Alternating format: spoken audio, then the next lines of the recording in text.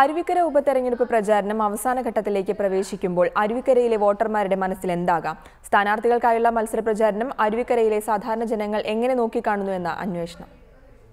അരുവിക്കര ഉപതെരഞ്ഞെടുപ്പ് പ്രചാരണം അതിന്റെ അവസാന ലാപ്പിലേക്ക് കടന്നിരിക്കുന്നു.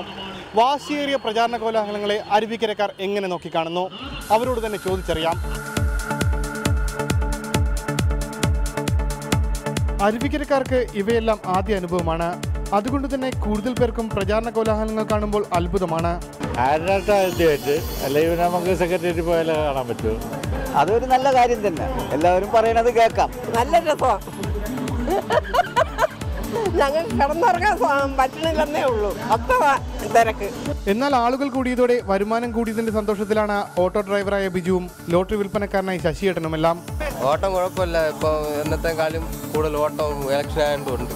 ഇലക്ഷനെ ഇടയ്ക്കും പറയും, വലിയ നേതാക്കന്മാർ വാങ്ങിക്കില്ല, ചെറിയ നമ്മളെ പോലെ ജീവനക്കാർ വാങ്ങിക്കും. ഇടയ്ക്കിടയ്ക്ക് ഇലക്ഷൻ പറ്റും. എന്ത് പ്രചരണമായാലും എല്ലാത്തിനും ഒരു പരിധിയില്ലേ എന്നാണ് മറ്റു ചിലരുടെ ചോദ്യം. ഇങ്ങനെ പോണ്, മനുഷ്യനൊരു ശല്യം കൂടിയാണ്. ചെവി ഹാർട്ട് ഇതെല്ലാം ഒരു ശല്യം കൂടിയാണ്. റോഡിൽ നല്ല തിരക്കാണ്, പ്രത്യേകിച്ച് ആറിനാട് നല്ല തിരക്കാണ്. എല്ലാ സ്ഥാനാർത്ഥിമാരെ അലോൺസ്മെൻറ്റും ഉണ്ട്, സ്ഥാനാർത്ഥിമാരുണ്ട്, എല്ലാവരും ഇവിടെ വരുന്നുണ്ട്. ബഹളം തന്നെ ഒന്നും തീർത്ത് പറയാൻ നോക്കിയില്ല കേട്ടോ. ക്യാമറയും മൈക്കും കണ്ട് പുജിച്ചു പോകുന്നവരുമുണ്ട് ഇക്കൂട്ടത്തിൽ.